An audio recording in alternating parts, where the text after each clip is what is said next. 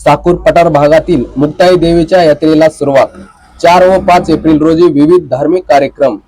संगमनेर तालुक्यातील साकूर पठार भागातील बनाची देवी म्हणून ओळखल्या जाणाऱ्या मुक्ताई देवीच्या यात्रेला सुरुवात झाली आहे। दरवर्षीप्रमाणे यंदाही मुक्ताई देवीच्या यात्रा मोठ्या उत्साहात आणि भक्तिमय वातावरणात साजरा करण्यात येणार आहे। ही यात्रा येत्या 4 व 5 एप्रिल रोजी होणार असल्याची माहिती संगमनेर कृषी उत्पन्न बाजार समितीचे सभापती शंकर पाटील यांनी दिली आहे।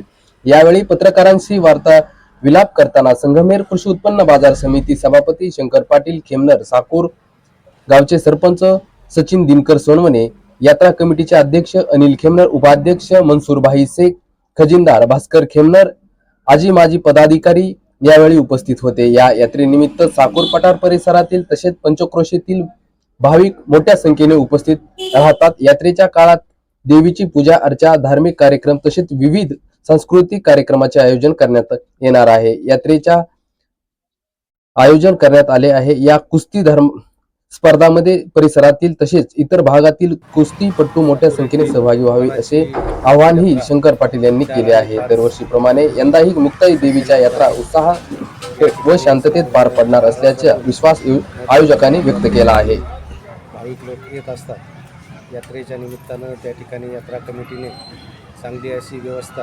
भाविकांची केलेली आहे। उद्या 4 तारखेला या ठिकाणी काठ्यांची मिरवणूक निघते व त्यानंतर पुन्हा 5 तारखेला यात्रा कमिटीच्या वतीनं मोठा असा हंगामा त्या ठिकाणी होत असतो। तरी सर्व पैलवान लोकांना विनंती आहे की आपण 5 एप्रिल रोजी या हंगामासाठी यावं। त्या ठिकाणी चांगली अशी विदागी प्रत्येक पैलवानाला दिली जाते। तसंच 4 तारखेला चंद्रकांत भोळपुरीकर यांचा लोकनाट्य तमाशा मंडळ भाविकांसाठी मोफत दाखवण्यात येणार आहे।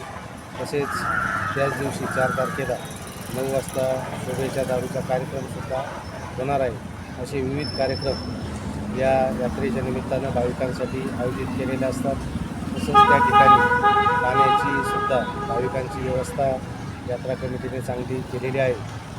यात्रा कमिटीने वेगवेगळे उपक्रम या ठिकाणी राबवलेले आहेत। निश्चितपणे सर्व भाविकांना विनंती करण्यात येत आहे की आपण जास्तीत जास्त लोकांनी या ठिकाणी येऊन शांततेने यात्रा पार पाडावी अशी सुद्धा विनंती करण्यात येत आहे।